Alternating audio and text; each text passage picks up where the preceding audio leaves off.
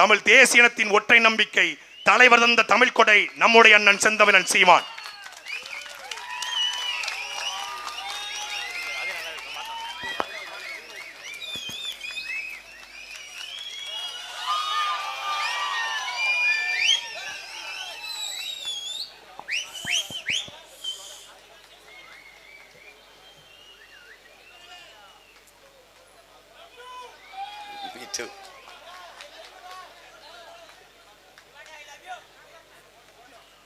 இந்த சொல்ல கேட்டாலே பயமா இருக்கு. இப்படித்தான் ஏமாந்து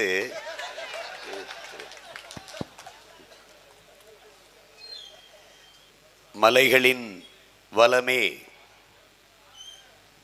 மண்ணின் வளம், மலைகளை காப்போம் மண்ணை மீட்போம் என்ற முழக்கத்தை முன்வைத்து உங்கள் பிள்ளைகள் நாங்கள்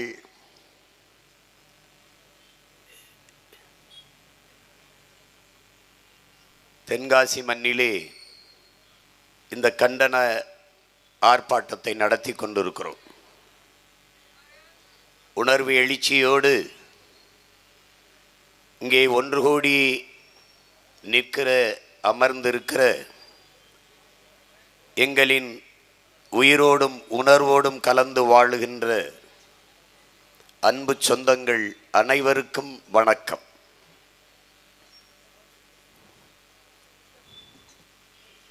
பேசிய என்னுடைய தம்பி தங்கைகள் எல்லோரும்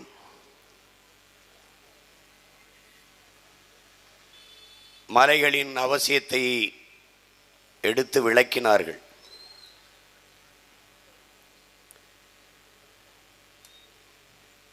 இங்கே எங்களின் வளங்கள் களவு போய்க் கொண்டிருக்கிறது. அதை தடுக்க போராடுவதற்கு கூட எங்கள் நிலத்தில் எங்களுக்கு இடமில்லை.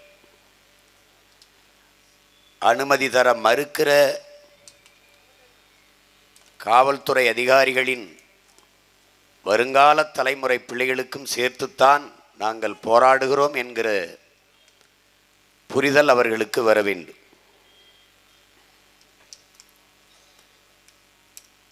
நம்முடைய பாட்டன் பெரும்பாவளன் பாரதி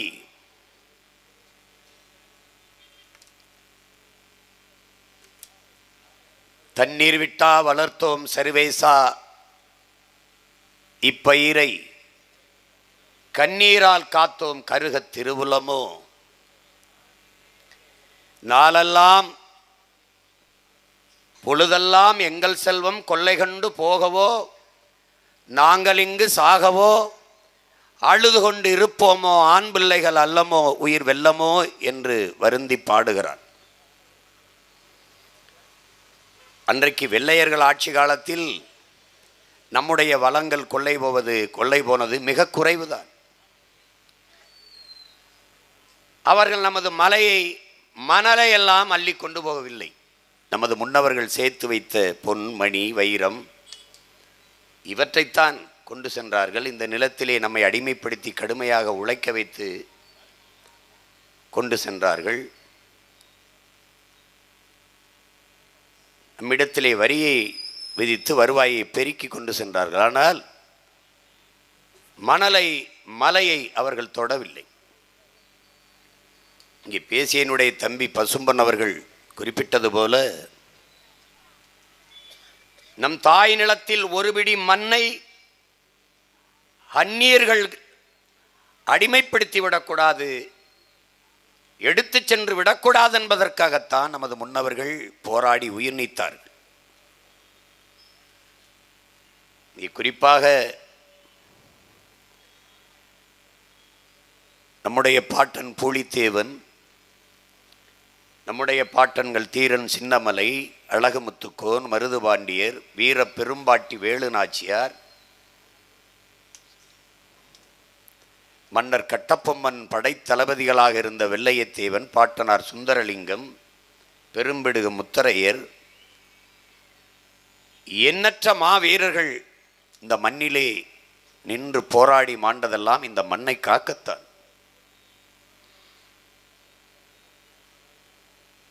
மன்னராட்சிகள் முற்றுப்பெற்ற பிறகு அதே நோக்கத்திற்காக, நிலத்தின் விடுதலைக்காக போராட்டம் நீண்டது. அதில் எண்ணற்ற பேர்கள் போராடினார்கள், சிறைப்பட்டார்கள், வதைப்பட்டார்கள், மிதிப்பட்டார்கள். அதிலே ஒரு மகன் மாடுகள் இழுக்க திணறுகிற செக்கை இதே இந்த மண்ணின் விடுதலைக்காக ஒரு மகன் இழுத்தார்.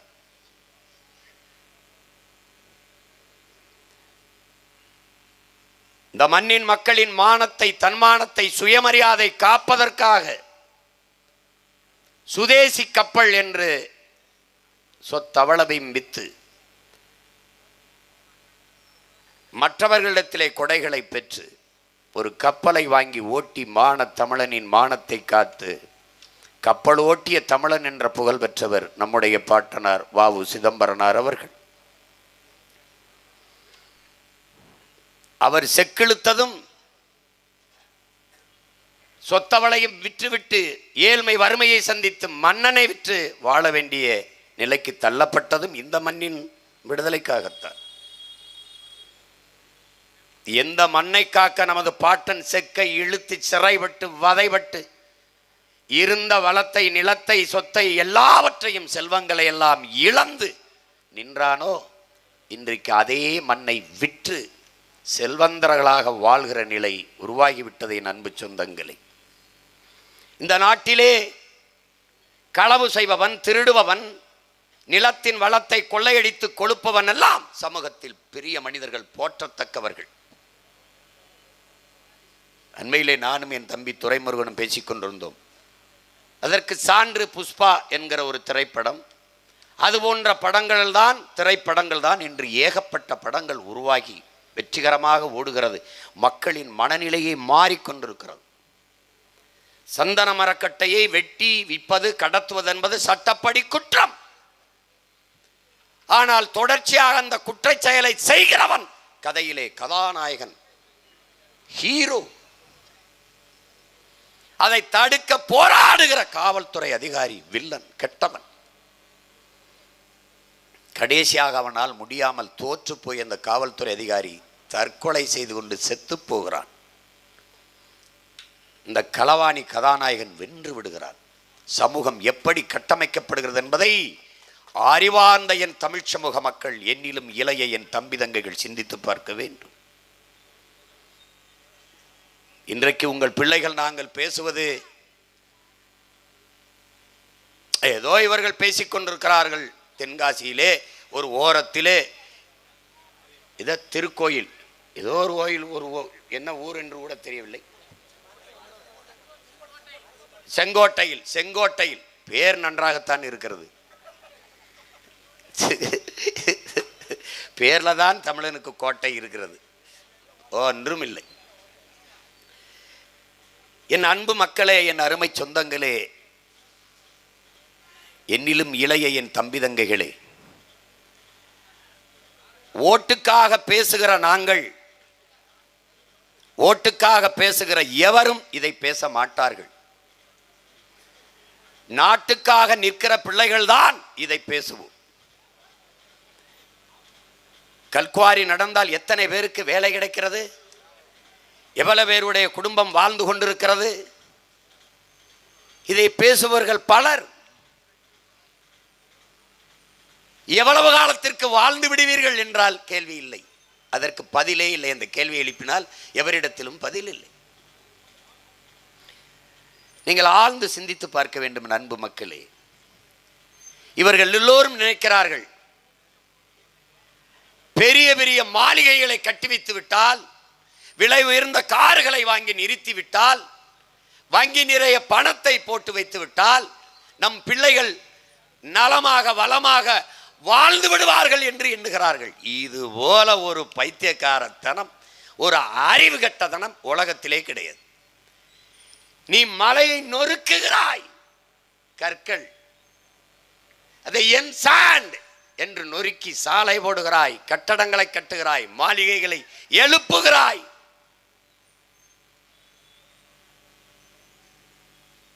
நொறுக்கி நொறுக்கி சாலை போடுகிறாய், துறைமுகங்கள் கட்டுகிறாய், எல்லாம் செய்கிறாய். சாலை நீ வீடு கட்டுவது வீடு அல்ல, வருங்கால உன் பிள்ளைகளுக்கான சுடுகாடு சமாதி என்பதை நீ நினைவில் வைக்க வேண்டும். இதை நொறுக்கி மணலாக்கி சாலையை போடுகிறாய், ரோடு போடுகிறாய், வேகமாக செல்ல என்கிறாய். எங்கே செல்வாய்?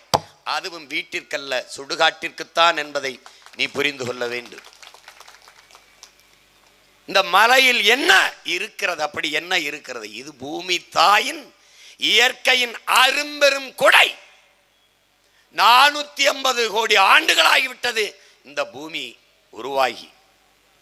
சூரியனிலே ஏற்பட்ட பெருவெடிப்பிலே சிதறி சிதறி விழுந்த துகள்கள் தான் இத்தனை கோள்களும், அதில் ஒன்றுதான் இந்த பூமி. எத்தனையோ கோள்கள் இருந்தபோதும் பூமியில் மட்டும்தான் உயிரினங்கள் வாழ்வதற்கு வாய்ப்பு இருக்கிறது. அதற்கு காரணம் இங்குதான் காற்றும் நீரும் இருக்கிறது. என் அன்பு சொந்தங்களே, அதனால்தான் நமது வள்ளுவ பெருமகனார் தந்தருளிய மறைமொழியிலே நீரின்றி அமையாது உலகு எனின் யார் யாருக்கும் வானின்றி அமையாது ஒழுக்கு என்று பாடினார். H2O அறிவியல் படித்த பிள்ளைகளுக்கு தெரியும். Hydrogen, oxygen. ஹைட்ரஜன் 1 விழுக்காடு, ஆக்சிஜன் H2. ஹைட்ரஜன் 2 விழுக்காடு, ஆக்சிஜன் 1 விழுக்காடு, H2O. இதிலே ஹைட்ரஜன் 1 விழுக்காடு, ஆக்சிஜன் 2 விழுக்காடு என்று கலந்தால் நீர் உருவாகாது. இயற்கையின் விதியை நீங்கள் புரிந்து கொள்ள வேண்டும். வேற எந்த கோள்களிலும் நீர் இல்லை. இன்று வரை சந்திர மண்டலத்திலே, நிலவிலே நீர் இருக்குதா, நீர் இருக்குதா, காற்று இருக்கா தேடிக்கொண்டே இருக்கிறார்கள். ஆனால் இவர்கள் யார்? இங்கே இருக்கிற நீரையும் காற்றையும் நஞ்சாக்கி கொண்டிருப்பவர்கள். அறிவார்ந்த தமிழ் சமூக மக்கள், இந்த பூமி பந்தில் எந்த நாட்டிலும் இதை பேச ஒரு அரசியல் இயக்கம் இல்லவே இல்லை. தமிழன் மட்டும்தான் பேசுவான். இவ்வளவு பெரிய பூமியிலே ஒரு ஓரத்திலே சீமானும் அவன் பிள்ளைகளும் தங்கைகளும் தம்பிகளும் தான் செங்கோட்டையில், தென்காசியில் ஒரு ஓரத்திலே பேசிக்கொண்டிருக்கிறோம் என்றால் நாங்கள் யார்? நீரின்றி அமையாது உலகு எனின் யார் யாருக்கும் வானின்றி அமையாது ஒழுக்கு. விசிம்பின் துளி வெளி நல்லால் மற்ற அங்கே பசும்புல் தலை காண்பது அரிதுன்னு வாடுறான். ஒரு துளி நீர் பூமியிலே விழவில்லை என்றால் புல் பூண்டு கூட முளைக்காது, பசும்புல் தலை காட்டாது என்கிறான் வள்ளுவ பெருமகனார். நாங்கள் யார்? ஏன் மலையை, காட்டை, பூச்சியை, வண்டை, ஆட்டை, மாட்டை, நாயை, நரியை, செடியை, கொடியை, யானையை, புலியை, சிங்கம், கரடியை, சிட்டு, குருவியை, மயிலை, காக்கையை, கொக்கை எல்லாவற்றையும் நேசிக்க ஏன் காரணம்? நாங்கள் உயிர்மை நேயர்கள். எத்தனை சமயங்கள், எவ்வளவு வழிபாடு! யாருடைய இறைக்கு முன்பும் இப்படி ஒரு அரிதான காட்சி. என்னுடைய சிவனை வணங்க காளையை வணங்க வேண்டும், கழுத்திலே பாம்பு. என்னுடைய முருகனை வணங்க அருகிலே மயில், பாம்பு, கொடியிலே சேவல். மாரியம்மாவா சிங்க ரூபிணி, ஐயப்பனா புலி மேலே அமர்ந்திருப்பார், புள்ளையாரா எலி வாகனம். இப்படி எந்த இறையை நாங்கள் வணங்க சென்றாலும் முன்பு விலங்குகளை, மற்ற உயிரினங்களை வணங்கித்தான் அவர்களை வணங்க வேண்டும் என்ற நிலை ஏன் வந்ததென்றால், உயிரினங்களை போற்றுகிற, மற்ற உயிர்களை போற்றுகிற உயிர்மை நேயர்கள் தமிழர்கள் என்பதால். அதைத்தான் எங்களுடைய மூதாதை வள்ளலார் பெருமகான் வாடிய பயிரை கண்ட போதெல்லாம் வாடினேன் என்கிறார். பயிருக்கும் உயிர் இருக்கதடா என்று வாடினேன் என்கிறார். காக்கை குருவி எங்கள் சாதி, நீல் கடலும் மலையும் எங்கள் கூட்டம். நோக்கும் திசையெல்லாம் யாமன்றி வேறில்லை, நோக்க நோக்க களியாட்டம் என்கிறான் பெரும்பாவலன் பாரதி. தமிழர்கள் உயிர்மை நேயர்கள்.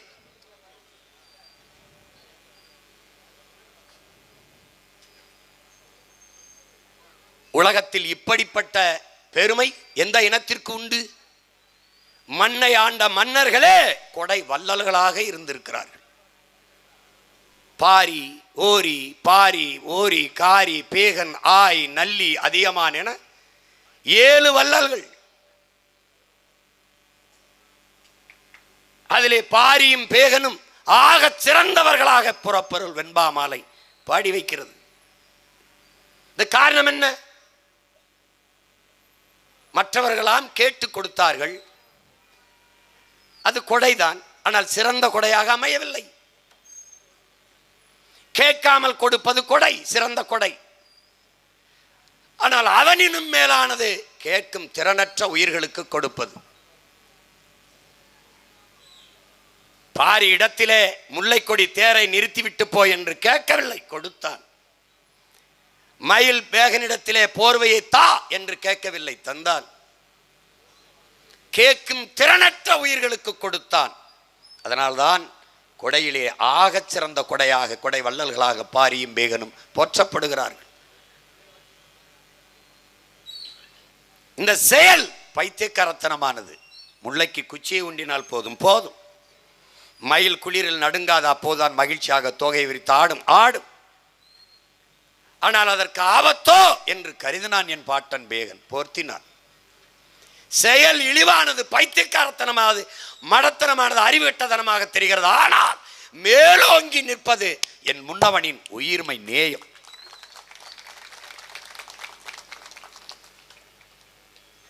அவன் பிள்ளைகள் தான் மலையை பற்றி மணலை பற்றி பேச தகுதி உள்ளவர்கள். அதனால் நாங்கள் பேசுகிறோம். மலை என்பது மலை அல்ல, என் பூமி தாயின் முலை மார்பு என்பதை கற்றறிந்த தமிழ் பிள்ளைகள் அறிந்து கொள்ள வேண்டும். நம் தாயின் மார்பில் இருந்து நமக்கு பால், பூமி தாயின் மலை மார்பில் இருந்து நமக்கு அருவி. அறிவார்ந்த தமிழ் தம்பி தங்கைகளே, எதிர்கால இந்த தமிழ் சமூகத்தை மாற்றி படைக்க காத்து நிற்கிற இளைய தலைமுறை புரட்சியாளர்களே, நீங்கள் வெறும் ஓட்டாளர்களாக இல்லாமல் இந்த நாட்டாளர்களாக மாறுகிற வரை உங்கள் அண்ணன் இந்த மண்ணிலே கத்திக்கொண்டுதான் நிற்பேன். ஒரு நாட்டின் வளங்களிலே ஆகச் சிறந்த வளம் அறிவு வளம் தான். ஒரு நாட்டின் எதிர்காலம் அந்த நாட்டின் வகுப்பறையிலே தீர்மானிக்கப்படுகிறது. ஒரு நாட்டின் நலன் அந்த நாட்டின் வீட்டின் ஒவ்வொரு வீட்டின் சமையல் அறையிலும் தீர்மானிக்கப்படுகிறது. அந்த நாட்டின் நலம் என்பது ஒவ்வொரு வீட்டின் சமையல் அறையிலும் தீர்மானிக்கப்படுகிறது. ஏனென்றால் உணவுதான் மருந்து.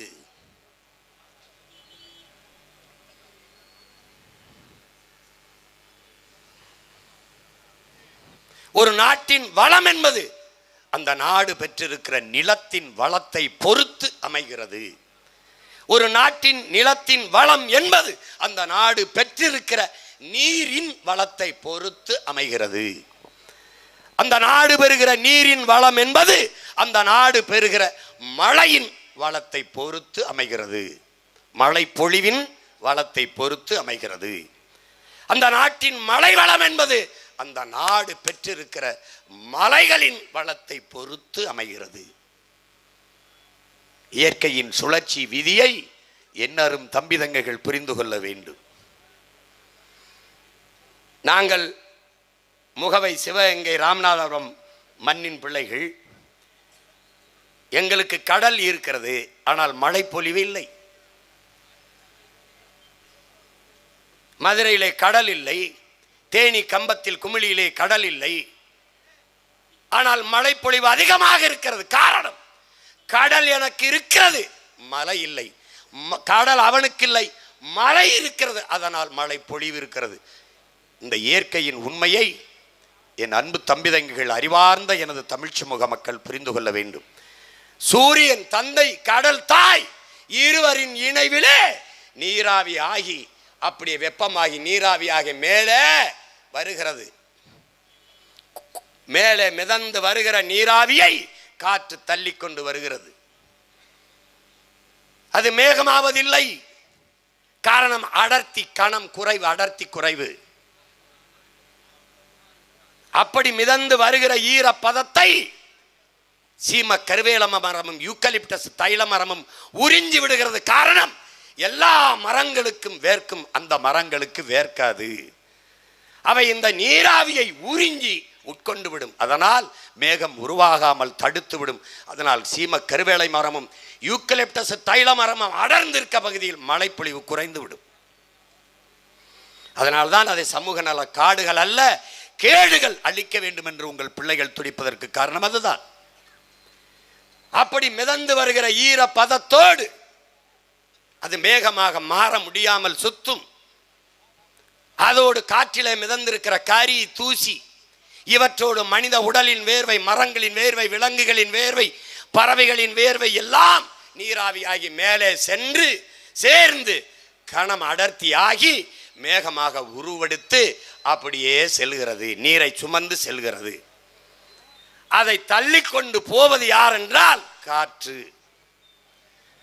அந்த மேகத்தை தடுத்து நிறுத்துகிற பேரரண் யார் என்றால் அவர்தான் இந்த மலை. என்னிடத்திலே நீராவியாகி வருகிற அந்த மேகத்தை தடுத்து நிறுத்துவது 300 அடி உயரத்திற்கு மேலே, 3000 அடி உயரத்திற்கு மேலே உயர்ந்திருக்கிற மேற்கு தொடர்ச்சி மலை. அந்த மலைக்கு மேலே 300 அடி உயரத்திற்கு உயர்ந்திருக்கிற காடுகள் தடுத்து நிறுத்தி விடுகிறது மேகத்தை. நீங்கள் இன்றும் பயணம் செய்யும் போது அன்பு தம்பி தங்கைகளே, அறிவார்ந்த என் சொந்தங்களே, வாகனங்களில் செல்லும் போது திரும்பி பார்க்கும் போது நம்ம அப்பாவும் தாத்தாவும் தலைப்பாவை கட்டுவதை போல, வெள்ளை துண்டில் கட்டுவதை போல மலை தலப்பா கட்டி இருப்பதை பார்ப்பீர்கள். மேகம் வெள்ளையாக மலை மேலே படுத்திருப்பதை அவர் தடுத்திருப்பார். எங்கே குளிர்ச்சி இருக்கிறதோ அங்கே மேகம் மலையை கொட்டிவிடும். மலை மேலே உயர்ந்திருக்கிற அடர்ந்த காடுகள் எப்போதும் குழு குழு என்று குளிர்ச்சியாக இருப்பதால் மேகம் மழையை அங்கே கொட்டி விடுகிறது.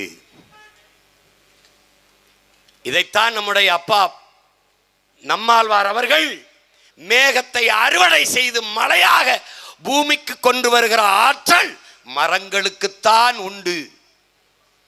அதனால்தான் மரம் வளர்ப்போம், மழை பெறுவோம் என்று நாம் எழுதி வைக்க காரணம் அதனால்தான். அந்த மலை அங்கே கொட்டுகிற மழை பொழிவை உடனே உருண்டு பூமிக்கு வரவிடாமல் தடுக்குகிற பேராற்றல் கொண்டதாக மரங்கள் இருக்கிறது. அது இலைகளிலே கொட்டி அப்படியே வேரிலே கசிந்து, மரத்திலே கசிந்து பல காலங்களாக அந்த இலைதலை மக்கி மக்கி வேரோடு இருந்து அதுவே ஒரு மண்ணாக புது வடிவம் எடுத்திருக்கிறது. அந்த மண் அப்படியே உறிஞ்சி தண்ணீரை வைத்துக் கொள்கிறது. அங்கிருந்து உருண்டு ஓடி வருகிற நீரை அப்படியே சோலை காடுகள் என்று புற்கள் அடர்ந்து இருக்கிற பகுதிகள், அந்த புற்கள் தன் உணவுக்காக நீரை வேர்களிலே பிடித்து வைத்துக் கொள்கிறது. பிறகு அங்கிருந்து உருண்டு வருகிற அந்த நீரை கிராஸ் லேண்ட், புல்வெளி என்று இருக்கிற சமதளத்தில் இருக்கிற புல்வெளிகள் அப்படியே நீரை தேக்கி வைக்கிறது. அங்கே இருக்கிற புற்கள் வேர்களிலே தங்கள் உணவுக்காக பிடித்து வைக்கிறது. அதிலும் இருந்து சில சில சில சில சில சில துளிகள் உருண்டு உருண்டு ஒரு சின்ன பிள்ளைக்கு தட்டிலே சோறை வைத்தால் அள்ளும் போது 4 வரிக்கை உள்ளே 2 வரிக்கை கீழே விழுமே, அதுபோல இந்த புற்கள் தன் உணவுக்கு போக மீதி இருக்கிற துளிகளை உருட்டி விடுகிறது. பல கோடிக்கணக்கான புல்களில், இலைகளில், மரங்களில் இருந்து உருண்டு ஓடி வருகிற நீர்த்துளிகள் சேர்ந்துதான் அருவியாக கொட்டுகிறது. அதுதான் நீ பார்க்கிற குற்றால அருவி. நீ அருவியாக கொட்டுகிற நீரை பார்க்கிறாய்.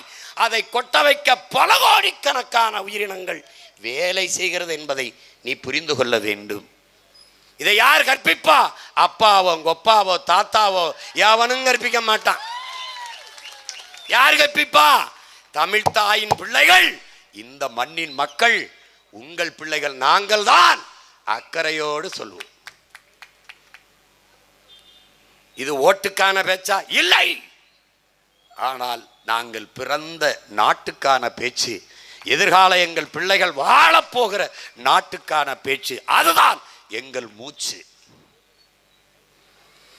அப்படி உருண்டு ஓடி வருகிற அருவி ஆறை நாம் வெட்டவே இல்லை, உருவாக்கவில்லை. தாமிரபரணியை நாம் உருவாக்கவில்லை. ஏரியை வெட்டினோம், குளங்களை வெட்டினோம், தாங்களை வெட்டினோம், கம்மாயை வெட்டினோம், ஏந்தலை வெட்டினோம், கிணறை வெட்டினோம், குளத்தை வெட்டினோம், குட்டையை வெட்டினோம். ஆனால் ஆறை நாம் உருவாக்கவில்லை. ஆர் இயற்கையின் அரும்பெரும் கொடை. அதை தந்தவள் அருவி. அருவியை பிரசவித்தவள் பூமி தாயின் மலை மார்பு. ஆற்றுக்கு பாதை கண்டு யார் தந்தது? தானாக பாதை கண்டு நடக்குது என்று நம்முடைய ஐயா புலமை பித்தன் உன்னால் முடியும் தம்பி என்ற பாடலில் எழுதியிருப்பார். ஆற்றுக்கு பாதை கண்டு யாரு தந்தது? தானாக பாதை கண்டு நடக்குது. அந்த வரியை கேட்கிறதை நீங்கள் புரிந்து கொள்ள முடியும். இயற்கையின் கொடை அருவி. அது உருவாக்கியது ஆர். ஆர் என்பது மனித உடலுக்கான இரத்த நாளங்களைப் போல இந்த பூமி தாயின் இரத்த நாளங்கள் என்பதை அறிவார்ந்த தமிழ் சமூகத்தின் தம்பி தங்கைகள் புரிந்து கொள்ள வேண்டும். இந்த பூமி என்பவள் உலக உயிர்களின் அன்னை, தாய் என்பதை நீ புரிந்து கொள்ள வேண்டும். உன்னையும் என்னையும் பெற்றவள் தாய். அந்த தாயையும் பெற்றவள் இந்த பூமி தாய். நம் தாய் நம்மை பெற்றால் உலக உயிர்களை எல்லாம் இந்த தாய் பெற்றால், இந்த பூமி தாய் காக்கையை, கொக்கை, குருவியை, மலையை, எல்லாவற்றையும், காட்டை, மேட்டை, நீங்கள் அறிவார்ந்த சொந்தங்களே, நீங்கள் எல்லோரும் பார்க்கிறீர்கள். நீங்கள் பார்க்கிற உங்கள் இந்த கண்களுக்கு தெரிகிற எல்லாவற்றையும், விண்ணிலே பறக்கிற விண்ணூர்தி, சந்திர மண்டலத்தை தொட திறத்துகிற உயர பறக்கிற விண்கலம், கண்டமிட்டு கண்டம் பாய்கிற வெடிகணைகள், நீரிலே மிதக்கிற கப்பல், இதே இதே இதே மணலை மலையை வெட்டி ஏத்துகிற இந்த பார உந்துகள், உயிரை காக்க ஓடுகிற இந்த அவசர ஊர்தி, உயிர் காக்கும் ஊர்தி, இதே எல்லாவற்றையும் நான் பேசுகிற இந்த ஒளி வாங்கி, இந்த ஒளியை பெருக்கி தருகிற ஒளி பெருக்கி, நான் பேசுவதை பதிவு செய்கிற இந்த ஒளிப்பதிவு கருவிகள், நீங்கள் கழுத்திலே அணிகிற வைரம், தங்கம், மோதிரம், வைடூரியம், மாணிக்கம், மரகதம், எல்லாவற்றையும், விண்ணை தொடுகிற உயரத்திற்கிற கட்டடங்கள், கண்ணாடிகள், எல்லாவற்றையும், நீ காருக்கு போட்டு ஓட்டுகிற பெட்ரோல், டீசல், மண்ணெண்ணெய், எல்லாவற்றையும், பளிச்சென்று எரிகிற இந்த மின்சாரம், எல்லாவற்றையும் இந்த உலகத்தில் நமக்கு தந்தவள் யார்? இவள்தான், இந்த பூமி தாய்தான். யார்? உன் காலுக்கு கீழே மிதிபட்டு கிடக்கிறாளே, இவள்தான், இவள்தான். பேரன்பு கொண்டு நாங்கள் நேசிக்கிற என் அன்பு சொந்தங்களே, நம்மை பெற்ற தாய், தாய் 10 மாதம்தான் சுமக்கிறாள், பிறகு இறக்கி விடுகிறாள். முதலாக தாயின் மடியில் இருந்து காலை எடுத்து முதலடி வைப்பதும் இந்த பூமி தாயின் மடியில் தான். இறந்த பிறகு, செத்த பிறகு, புதைந்தோ எரிந்தோ சாம்பலாவதும் அவள் நெஞ்சில் தான், அவள் மடியில் தான். வாழ்நாள் முழுமைக்கும் நம்மை சுமப்பவள் இந்த பூமி தாய் தான்.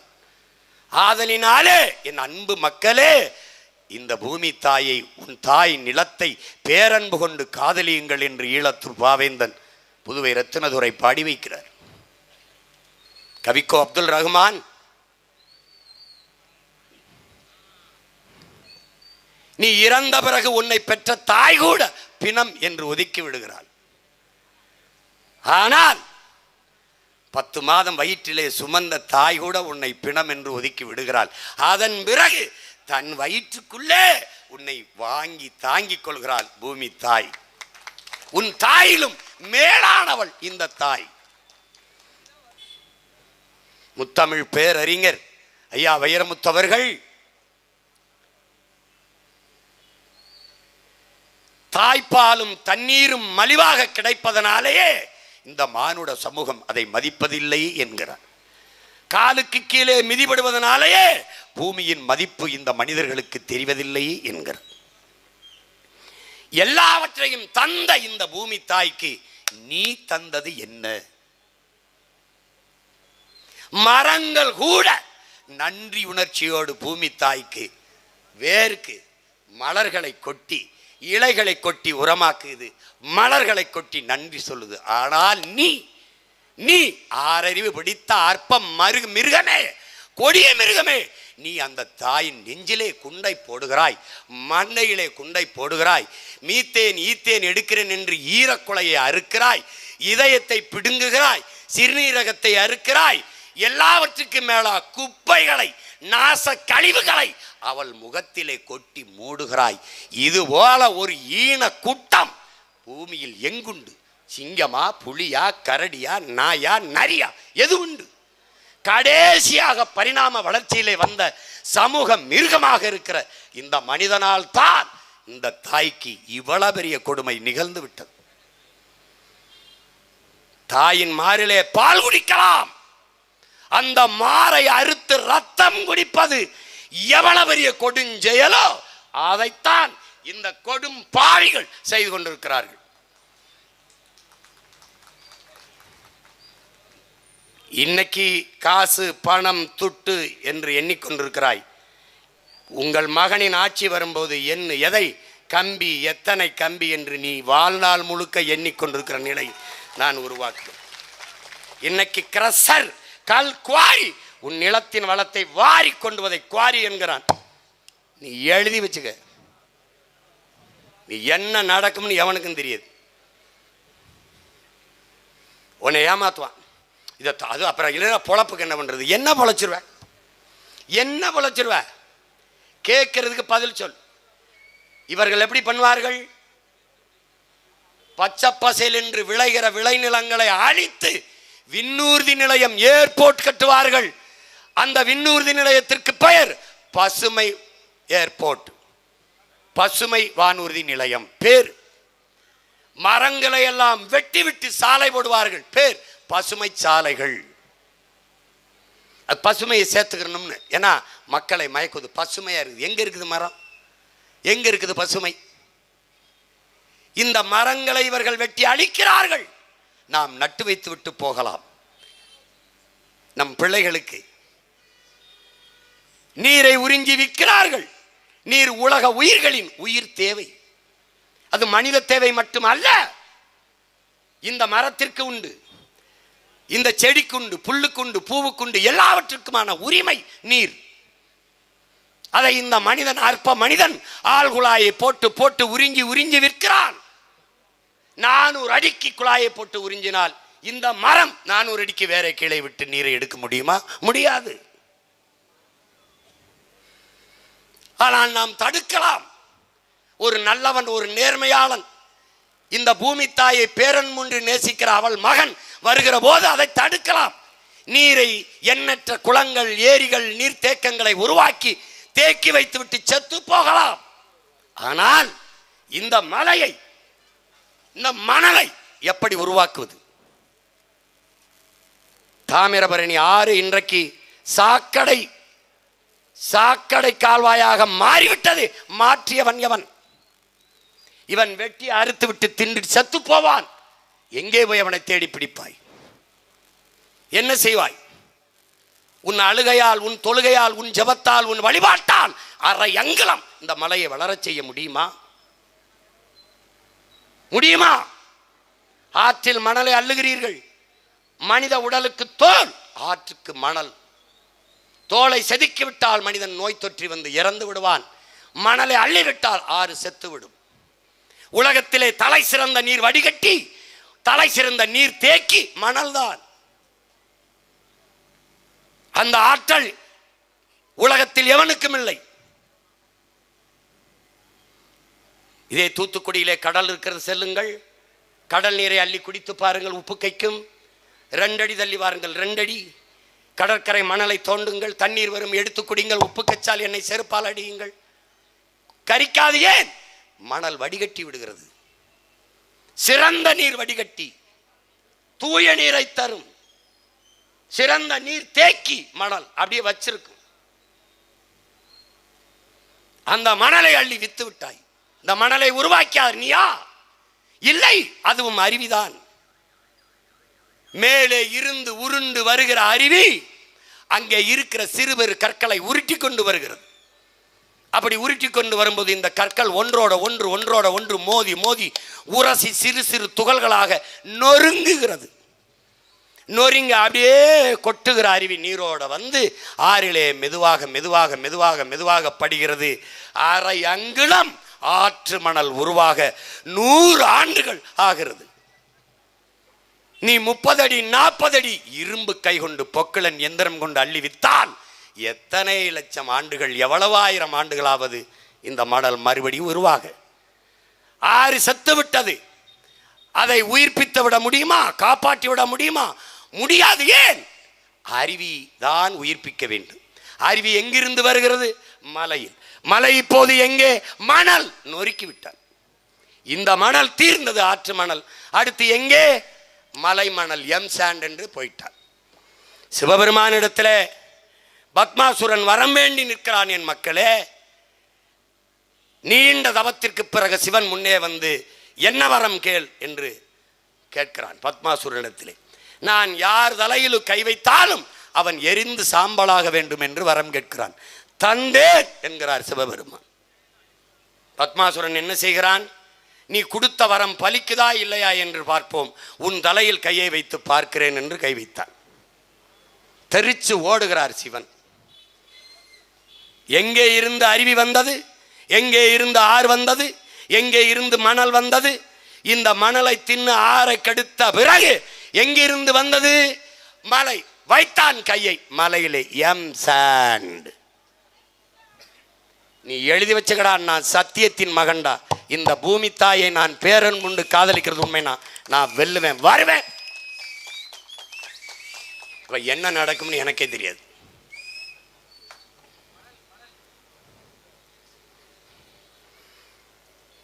இந்த மரத்தை காசாக பார்ப்பது, இந்த மலையை காசாக பார்ப்பது, உனக்கு பால் ஊட்டி வளர்த்த தாயின் மார்பை கரியாக பார்க்க முடியுமா?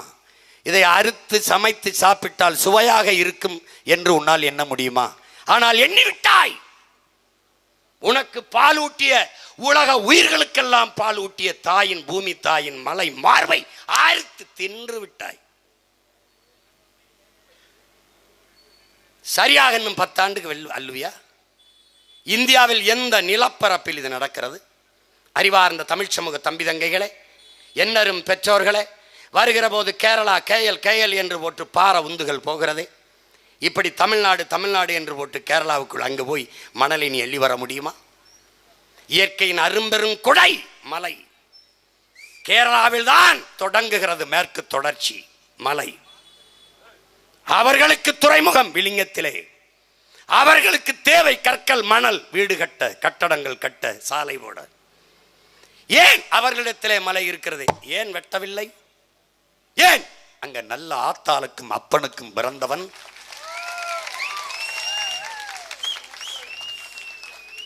மானத்தாயின் மாரிலே பால் குடித்து வளர்ந்தவன், தான் பிறந்த மண்ணை பேரன்பு கொண்டு நேசிக்கிறவன் அங்கே வாழ்கிறான், ஆள்கிறான்.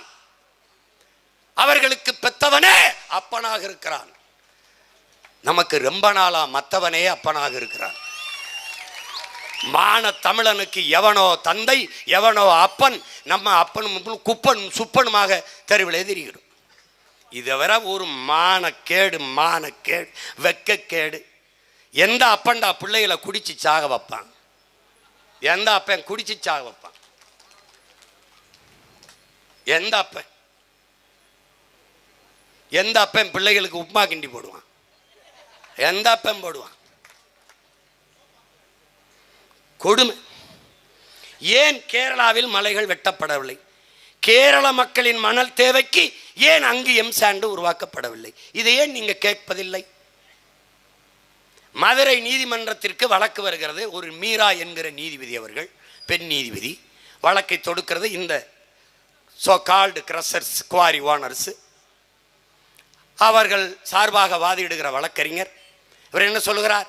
கேரளாவில் மலையை வெட்ட தடை இருப்பதால், இந்த வார்த்தையை என்னரும் தம்பிதங்குகள், என் அருமை சொந்தங்கள் கவனிக்கணும்.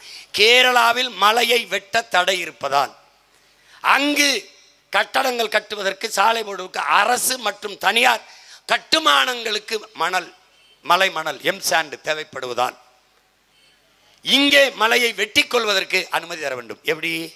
அந்த நீதிபதி என்ன கேட்டிருக்கணும்? கேரளாவில் வெட்ட ஏன் தடை இருக்கிறது கேட்டிருக்கணுமா இல்லையா? கேட்டிருக்கணுமா இல்லையா? கேட்கணும். ஏன் கேட்கல? கேட்கல. அங்க தலைவன் இருக்கிறான், இங்க தரகன் இருக்கிறான். விளங்குதா? விளங்குதா? நாங்கள் பேசுகிற எங்கள் மொழியில் இருக்கிற இந்த வலி இருக்குல்ல, இந்த வலி உங்களுக்கு புரிந்தால் என் மொழி உங்களுக்கு புரியும். இல்லை என்றால் இது வெறும் வெட்டி பேச்சுதான், வெற்று பேச்சுதான். இது புரிந்து விட்டால் இந்த பேச்சு ஒவ்வொன்றும் வெற்றி பேச்சாக மாறும்.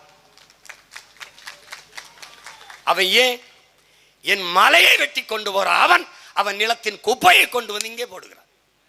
என் வளமெல்லாம் அவனுக்கு, அவன் குப்பையெல்லாம் எனக்கு. எப்படிப்பட்ட பண்டமாற்று! இந்த குப்பையை இங்கே கொட்டுகிறார்கள் என்ற ஆட்சியாளருக்கு தெரியாதா? மாவட்ட ஆட்சியாளருக்கு தெரியாதா? காவல்துறை அதிகாரிக்கு தெரியாதா?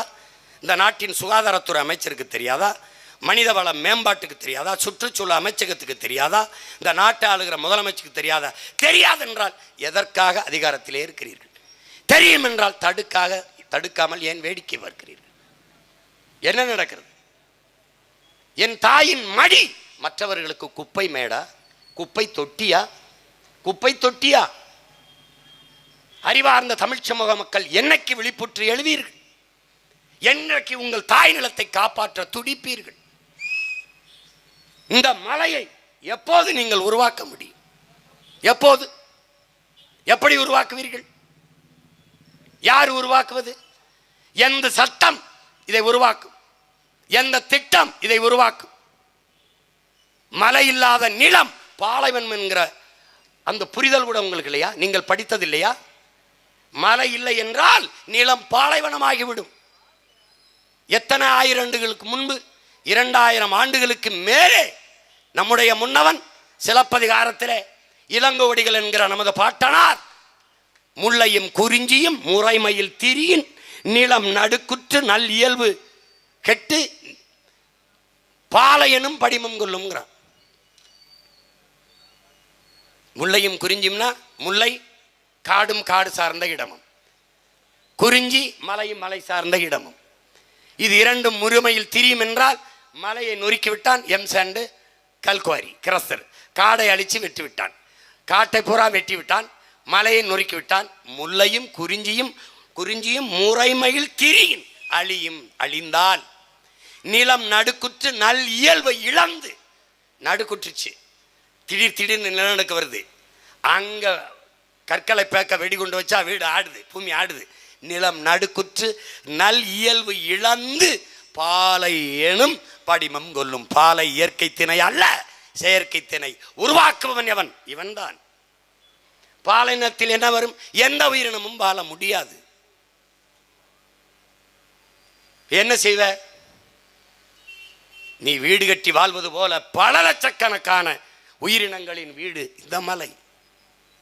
மான், மயில், சிங்கம், புலி, கரடி, நாய், நரி, பாம்பு, காட்டு மிருகங்கள், எருமைகள் எல்லாம். ஒரு புலி செத்து போனால், என் அன்பு தம்பை தங்கைகளே, ஒரு புலி செத்து போனால் 25,000 மனிதர்களுக்கான குடிநீர் தேவை நின்று விடுகிறதுங்கிறான். குடிநீர் இருக்குல்ல, குடிநீர் பற்றாக்குறை ஏற்படுதுங்கிறான். குடிநீர் கிடைக்காம போயிருங்கிறான். ஒரு புலிக்கு 25,000 மனிதர்களின் குடிநீருக்கு என்னடா சம்பந்தம் நீ நினைக்கலாம். இந்த கிராஸ் லேண்ட், இந்த புல்வெளி, அந்த நீரை தேக்கி வைக்கிற நிலப்பரப்பு, மலையில் நீங்கள் போகும்போது தெரியும். இந்த ஊட்டி கொடைக்கானல்லாம் போனீங்கன்னா அந்த புல்வெளியிலே இருக்கிற புற்கள் தன் உணவுக்காக நீரை தேக்கி வச்சு சிறுக பூமிக்கு இங்கே உருட்டி விடும்போது, அது கீழ் நிலத்துக்கு உருட்டி விடும்போது அருவியாக வருகிறது. அந்த புற்களை காட்டு எருமைகளும் காட்டு ஆடுகளும் மான்களும் உணவாக தின்றுவிட்டால், அங்கே நீரை சேமித்து வைக்கிற ஒரு தொழிற்சாலை இருக்குல்ல, ஒரு ஆள் இருக்குல்ல, புல், அது செத்து போகுது, அழிஞ்சு போகுது. அந்த மாடும் வரை ஆடுகளும் இந்த மானும் அந்த புற்களை தின்று அழித்தால் அங்கே நீரை சேமித்து வைக்கிற ஆற்றல் குறைகிறது. அதை தடுப்பது யார்? புலிகள். புலி என்ன செய்து? மானை வேட்டையாடி உண்ணுது, ஆட்டை வேட்டையாடி உண்ணுது, மாட்டை வேட்டையாடி உண்ணுது. இவையை அழிக்கப்படும் போது புல்களின் அழிவு குறைகிறது. குறைகிற போது நீரின் சேமிப்பு, அது கீழே அனுப்புகிற தண்ணீரின் தேவை உயர்கிறது. இதனால் என்ன சொல்றான் ஆய்வறிஞர்கள்? ஒரு புலியின் மரணம் 25,000 பேருக்கான நீரின் தேவை தட்டுப்பாட்டை உருவாக்குறது என்கிறார். நீ புலி செத்தா உனக்கு என்ன கவலைப்படலையே? லட்சக்கணக்கா புலி ஈழத்தில் செத்தான், நீ கவலைப்படலையே? இப்போ கொஞ்சம் லட்சக்கணக்கான புலிகள் நின்று கத்திக்கிட்டு இருக்கோம், அதை பற்றி நீ கவலைப்படலையே? உனக்கு எதை பற்றி கவலை இருக்கு? உனக்கு எதை பற்றி? பணம் இருந்தால் வாழ்ந்து விட முடியும் என்று நினைக்கிற இந்த பைத்தியக்கார கூட்டத்துக்கிட்ட நாங்களும் 13 ஆண்டுகளாக கத்தி கொண்டிருக்கிறோமே. உலகத்தில் மிகப்பெரிய பணக்காரன் இன்றும் வலையொலியில் இருக்கிறது. என் அருமை தம்பி தங்கைகள் பார்க்கலாம். பெரிய செல்வந்தன் தன்னுடைய தங்கத்தையும் பணத்தையும் சேமித்து வைக்க பெரிய மாளிகை கட்டி இருந்தான். திறந்து திறந்து பார்த்து ஒவ்வொரு நாளும் எல்லாம் சரியாக இருக்கிறதான்னு பார்த்து விட்டு பூட்டி விட்டு வந்து விடுவான். ஒரு நாள் உள்ளே சென்ற போது தானியங்கி கதவு தானாக மூடிக்கொண்டது. மூடிக்கொண்ட பிறகு அவன் சத்தம் போடுகிறான். வெளியே இருக்கிற அத்தனை ஆயிரம் வேலைக்காரர்கள் இருந்து அவனுக்கு ஒருத்தனுக்கு காதில் கேட்கல. எங்கே முதலாளியை காணாம்னு தேடுறாங்க. அவர் உள்ளே போனது தெரியல.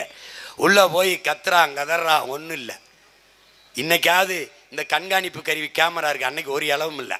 அவன் அவ்வளோ பெரிய செல்வந்தன் அங்கே இங்கே ஓடிட்டு ஒன்றும் பசிக்கு தங்கக்கிட்டையும் சாப்பிட முடியல, பணத்தையும் சாப்பிட முடியல. 3-4 நாள் பட்டினி கிடந்து இந்த கையில் தங்கம் இந்த கையில் பணத்தை பிடிச்சபடி குப்பரை விழுந்து செத்து கிடந்தான்.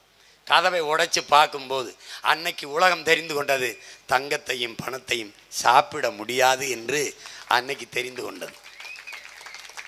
நீங்கள் என்றைக்கு தெரிந்து கொள்வீர்களோ?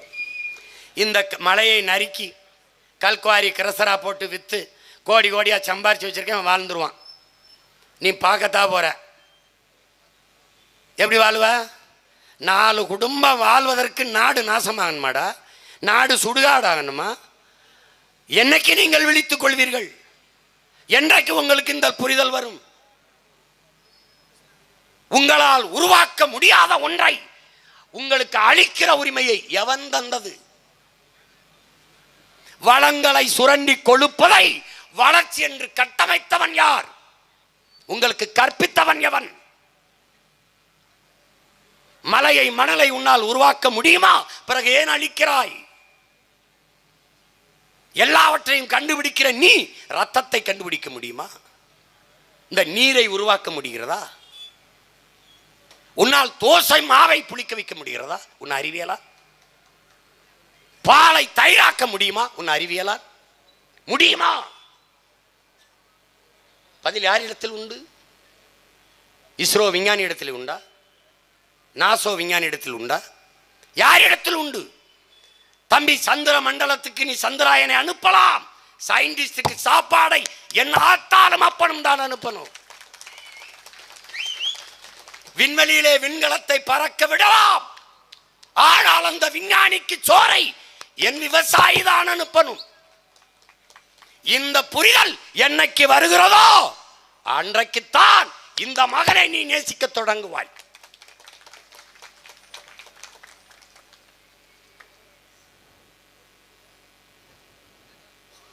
நீ எதை பற்றி கவலைப்பட்டிருக்க?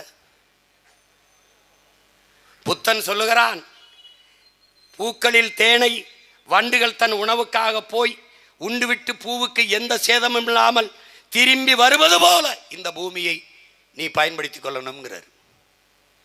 நபிகள் நாயகம் ஸல்லல்லாஹு அலைஹி வஸல்லம் அவர்கள், நீ ஒரு அந்நியன், ஒரு அயலான், இந்த பூமிக்கு வந்திருக்கிறாய், அப்படியே திரும்பி போயிருன்றது. இது ஒன்னது இல்லை, அதை உணர்த்துகிறார். மாமேதை மார்க்ஸ் என்ன சொல்கிறார்? இந்த பூமி ஒரு அரசுடையதோ ஒரு மன்னருடையதோ ஒரு சமூகத்துடையதோ கிடையாது. இது ஒன்னது இல்லை, இது உன் சந்ததியினோடது. இன்று நீ வாழ்ந்து கொண்டிருக்கிற பூமியை இதையும் விட வளப்படுத்தி செழுமைப்படுத்தி உன் அடுத்த தலைமுறைக்கு ஒப்படைத்து விட்டு போக வேண்டும். அது உன் கடமை. நீ வாடகை வீட்டில் வாழ்ந்து கொண்டிருக்கிறாய். வீட்டை காலி பண்ணும் போது வீட்டுக்காரனிடத்திலே எப்படி பத்திரமாக ஒப்படைப்பாயோ அப்படி ஒப்படைத்து விட்டு போக வேண்டும். வீட்டின் உரிமையாளன் உன் மகன் உன் மகள் என்பதை நீ மறந்து விடாதே. இந்த லாரியிலே உன் மலை மணலாக கற்களாக நொறுக்கி கொண்டு போகிற போது நீங்கள் பெற்ற பிள்ளைகளின் முகம் உங்களுக்கு நினைவுக்கு வருமானால் இந்த மகன் பேசியது வென்று விட்டேன் என்று பொருள். இல்லை என்றால் இந்த நொறுக்கி குட்டி கிடக்கிற கற்களை போல என் முன்னே திரண்டிருக்கிற மக்களும் கற்குவியல்கள் தான் என்று கருதி கொண்டு போவேன். ஆனால் கடைசி வரை என் உடலிலே கடைசி உயிர் துளி இருக்கும் வரை இந்த மண்ணுக்காக மக்களுக்காக கத்தி கத்தி போராடி செத்தாலும் சாவனே ஒழிய சமரசம் செய்து 4-5 சீட்டு கோடி தெரு கோடியில் நின்றாலும் நிற்பேன். எத்தனை ஆயிரம் கோடி கொட்டி கொடுப்பேன் என்று வந்தவர்களை எட்டி நில்லுங்கள் என்றுதான் சொல்லியிருக்கிறேன் ஒழிய கையை நீட்டி பெட்டியையும் சீட்டையும் வாங்குற பரம்பரை கிடையாது. ஏன் ஏன் சரணடைந்து வாழ்வதற்கு சண்டையிட்டு சாவது மேலானது. உயிரினும் மேலானது நமது உரிமை. உயிரை இழக்கலாம், உரிமையை இழக்கலாமா என்று நின்று போராடிய மாணவர்களின் பேரனும் பேத்திகளும் நாங்கள்.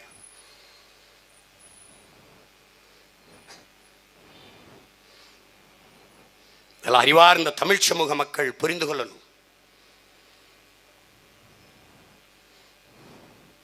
பணவேட்டை காடாக மாறி நிற்கிறது, வளவேட்டை காடாக நம் நிலம் மாறி இருக்கிறது. மீத்தேன் ஈத்தேன் எடுக்கிறேன் என்கிறார்கள். இதே எரிகாற்றை மீத்தேன் ஈத்தேன் இந்த பயாக்கேஸை மக்கிய இளதலை கழிவு மனித கழிவு ஆடு மாட்டு கழிவிலிருந்து எடுக்க முடியும் என்கிற நிலை இருக்கும்போது ஏன் என் பூமி தாயின் ஈரக்குலைய இதயத்தை சிறுநீரகத்தை அறுக்கிறாய்? இதுதான் கேள்வி. சூரிய ஒளியில் காற்றாலையில் கடல் அலையில் மின்சாரத்தை தயாரித்துக் கொள்ள முடியும் என்கிற நிலை இருக்கிற போது எதற்காக என் தாயின் உடலை சிதைக்கிறாய்? நிலக்கரி என்று தோன்றுகிறாய். உலகத்திலே பாதுகாப்பான அணு என்று ஒன்றே கிடையாது என்கிறானே, அந்த அணு உலையை என் அன்னை தாய் நிலத்தின் முகத்திலே எதற்காக நிறுவுகிறாய்? எதற்காக? அணு உலைகள் என்றால் மின்சாரம் எப்படி? அணு உலை கண்டுபிடிக்கப்பட்டது மின் உற்பத்திக்காகவா? மின்சாரம் கண்டுபிடிக்கப்பட்டது அணு உலையாலா? யாரிடத்தில் பதில் இருக்கிறது? உலகத்திலே பாதுகாப்பான அணு என்ற ஒன்றே கிடையாது. நான் சொல்லலை, அணு விஞ்ஞானிகள் அணு குண்டின் மேலே அமர்ந்திருப்பதும் அணு உலைக்கு அருகிலே குடியிருப்பதும் ரெண்டும் ஒன்றுதான் என்கிறார்கள். இதை ஆட்சியாளர்கள் அறியாததா? அவர்களுக்கு அரியணை, எங்களுக்கு அழிவு. அதனால் அவர்களுக்கு கவலை இல்லை. இப்போதும் ஸ்டெர்லைட்டை தடுக்க வேலை நடக்கிறதே, நடக்கட்டும், பார்க்க தானே போறேன். நீ இந்த கட்சிக்காரன் இந்த அரசியல் கட்சிக்காரங்க மாதிரி நினச்சிக்கிட்டு இருக்கா? நீ பிரபாகரன் பிள்ளைகளடா நாங்க. நீ ஏதோ நினச்சிக்கிருக்கா? நீ தம்பி, இந்த கட்சி தேர்தலில் போட்டி போடுறது, எம்எல்ஏ ஆகுறது, எம்பி ஆகுறது, அதெல்லாம் 5ஆம் கட்டம். போட்டா போடு, போடலைன்னா போ. ஆனால் என் மண்ணை தொட்ட நான் தான் சொன்னேன், டங்ஸ்டன் நாங்கள் தான் நிறுத்தினோம். கையெழுத்து போட்டவன் யாரு? எடுக்க அனுமதி கொடுத்தவன் யாரு? அங்க போய் நின்று சொன்னேன், நான் இருக்கிற வரை இந்த நிலத்தில் ஒரு கல்லை கூட எவன் தொட முடியாது, அழாத கலங்காதேன்னு என் மக்கள்கிட்ட சொல்லிட்டு இருந்தேன். எடுக்க விடலை. இப்பவும் சொல்றேன், பரந்தூர்ல விமான நிலையம் கட்டி காட்டிரு. நான் இப்பவும் சொல்றேன்டா, இந்த நிறைந்த என் இன சொந்தங்கள் மானமும் அறமும் வீரமும் உயிரென்று வாழ்கிற மறவர் கூட்டத்திற்கு முன்பு சொல்றேன். தன்மானமிக்க தமிழ் மக்கள் முன்னாடி நின்று சொல்றேன், நான் இருக்கிற வரை நீ ஸ்டெர்லைட்டை திறக்கவே முடியாது.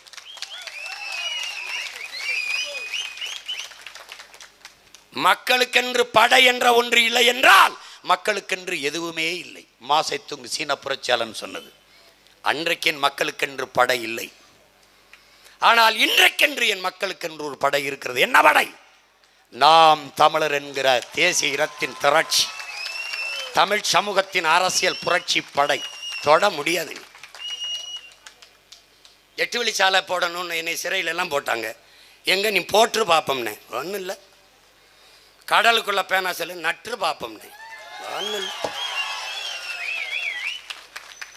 நான் சொல்கிறேன் இன்னும் சிரிப்பான். அந்த சீமா அப்படி தாங்க போயிட்டுருப்பான், அவன் தான் போயிட்டுருப்பான்னு அப்படி தான் நினச்சான். இப்போ பேரை சொல்கிறதுக்கே பயம் இருக்குது.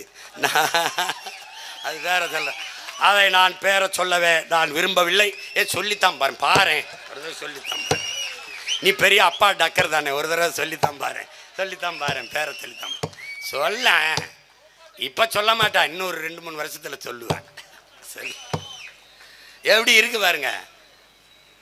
வாய்ப்பில்லை ராஜா, நானும் என் தங்கை தம்பிகளும் இருக்கிறவரை வாய்ப்பில்லை.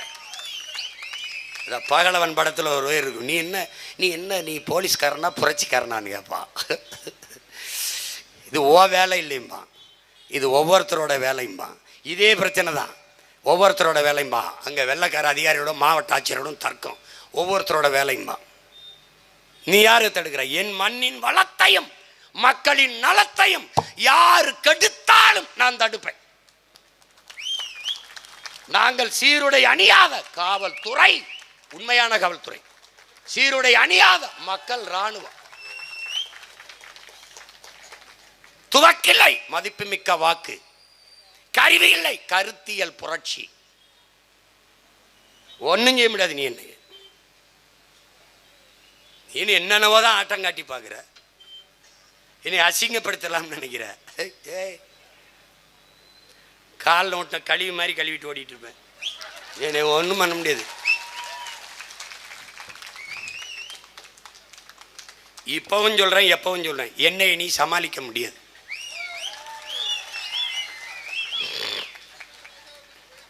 ஒன்றும் பண்ண முடியாது. பெரியாரை பேசி விட்டு எப்படி நடமாடுவாய்? நல்லா தான் போயிட்டு இருக்கேன், நல்லா தான் போயிட்டு இருக்கேன்.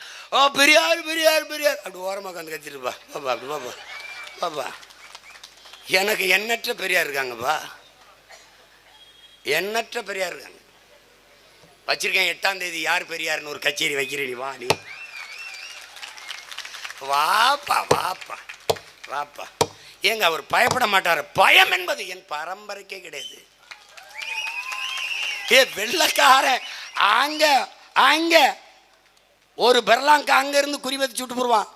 3 கிலோமீட்டருக்கு அங்கிருந்து பீரங்கில கொண்டு போட்டுருவான், செத்து போயிடுவேன். என்கிட்ட வாலும் வேலும் தான் இருக்கு. போட்டாங்கடா சண்டை என் பாட்டேன். அப்படிதான் வந்தான் வெள்ளக்காரன். நெற்கட்டும் ஜவலாம் ஏதோ பூலி தேவனாமே ஒரு கை பாப்பம்னு வந்தான். டே, மண்ணால கட்டிய கோட்டையை பீரங்கி குண்டுகள் தகர்க்க முடியலடா. அது மண்ணுடா, என் பாட்டனின் மன உறுதியிடாது. எந்த இடத்தில் படையை கிளப்பினானோ அதே இடமறை அடித்து புறமுது காட்டி ஓட வைத்த மறவன் பூலித்தேவனின் பேரனும் பேத்திகளும் உகந்திருக்கிறது. அழகுமுத்து கோணா அவனை ஒரு கை பாப்பம் வந்தான். அது இன்னொரு பாட்டையும் ஒருத்தருக்கான். நமக்கு உடன் பிறந்த ரத்த துரோகங்கள் தானே. மருதநாயம்னு ஒரு பாட்டை, அவனும் வீரன், 2 பேரும் சண்டை போட்டு பாட்டனை சிறைப்பிடித்திட்டான். சொல்றாரு, துரோகத்தால் உன்னை வீழ்த்திட்டம் பாத்தியான்னு. நம்ம பாட்டை என்ன சொல்லியிருப்பான்னு நினைக்கிறேன், செத்தாலும் நாங்கள் வீர மறவர்களாக சாபம் வரலாற்றில், நீ வென்றாலும் உன்னை துரோகி என்றுதான்டா பதிவு செய்யுங்கிறவங்க பாட்டை. அழகுமுத்துக்கோன், உன்னுடைய துப்பாக்கி குண்டுகள் என்னுடைய ஆட்டு புழுக்கைக்கு சமமிடாங்கிறார். அந்த ரத்தத்தில் கொஞ்சம் கூட வாடா எங்களுக்கு ஓடல. மன்னர் கட்டபொம்மன் கோட்டையை விட்டு வெளியேறிவிட்டான். உடன் பிறந்தார்களே வெளியேறிவிட்டார். ஒரு பாட்டன் வெள்ளையத்தேவன் இறந்து விட்டான் போரிலே. இன்னும் ஒரு பாட்டன் மன்னர் கட்டபொம்மனின் தளபதி சுந்தரலிங்கனார் நிற்கிறார். அவரிடத்திலே மன்னர் கட்டபொம்மன், சுந்தரலிங்கம் வா, சென்று விடலாம். மன்னர் இருப்பது மாறுவேடத்தில். ஏற்கனவே ஊமத்துறை பாட்டர்கள் மருதுவாண்டியரிடத்திலே அங்கே அடைக்கலம் புகுந்திருக்கிறார். இவர் போகும்போது பாட்டன் சுந்தரலிங்கத்தை அழைக்கிறார், வா போய்விடலாம் என்று. நீங்கள் போங்கள் மன்னரே, நான் நிற்கிறேன்.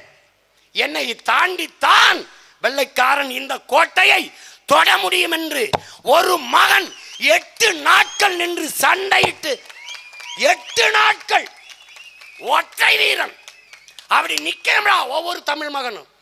என்னை தாண்டி தாண்டா என் மண்ணை, என் மலையை, என் காட்டை, என் நாட்டை நீ தோடணும் என்று நிற்கணும். அது வெளியிலிருந்து வந்த கொள்ளைக்காரன் இருந்தால் பரவாயில்ல, இவன் கூட இருக்கிற கொள்ளைக்காரன் அடிக்கிறாங்கிறதான் பிரச்சனை இருக்கு. எப்படி இந்த மானையின உணர்வு எங்கடா அந்த மரபணு சோரம் போயிருச்சா? நீ சோறு திங்காம பீஸா பர்க்கர் தின்னதுனால வந்த பிரச்சனை இது. ஏசி கேஎஃப்சி கேஎஃப்சி கேஎஃப்சி அதில் வந்த பிரச்சனை நேரம் ஆயிடுச்சுங்கிறான். எங்களுக்கு நேரம் ஆயிடுச்சு சீக்கிரம் அதிகாரத்தை பிடிக்கிறதுக்கு. எங்களுக்கு எத்தனை நாளைக்குடா அழுது கொண்டு இருக்கிறது. வாராது வந்த மாமணி போல் வந்த சுதந்திரத்தை தோற்போமாங்கிறான் எங்க பாட்டன் பாரதி. நம்ம பாட்டன் பாரதி சீமான் அவர் அப்பாங்கிறார், பாரதி பாட்டன்கிறார்.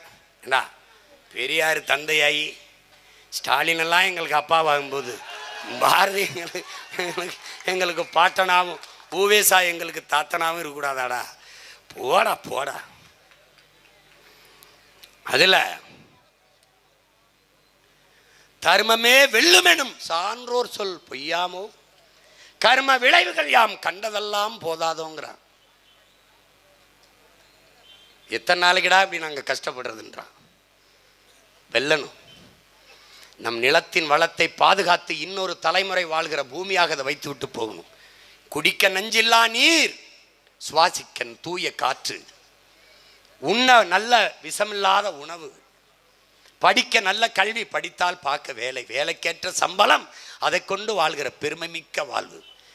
அரிசிக்கும் பருப்புக்கும் 5க்கும் 10க்கும் வேட்டிக்கும் சேலைக்கும் இலவசங்களுக்கும் மானியங்களுக்கும் போனஸ்களுக்கும் கையேந்தி நிற்கிற மான தமிழ் கூட்டத்தை மீட்டு தன்மானமிக்க தமிழ் பேரினமாக வாழ வைக்க இருக்கிற இறுதி வாய்ப்பு என் அன்பு மக்களே.